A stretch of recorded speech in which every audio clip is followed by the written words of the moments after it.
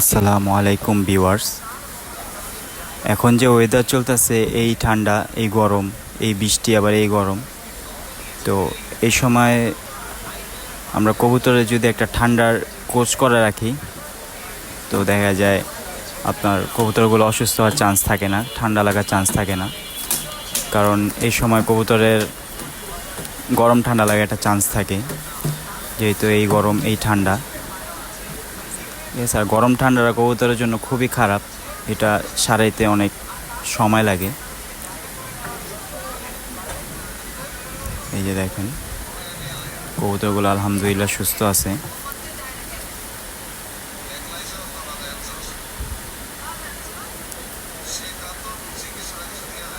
আমরা যদি মাসে দেখা যায় 2-3 দিন একটা কোচ করে রাখি, এই যে ওষুধটা ডক্সি এবেট 10 গ্রামের এই ওষুধটা, এটা যদি মাসে 2-3 দিন এই কোচটা করাই প্রত্যেক মাসে, তো কবুতরের জন্য খুবই ভালো। এই ওষুধটার মূল্য হচ্ছে আপনার 30 টাকা নেয়, যে কোনো কবুতরের দোকানে পাওয়া যায়।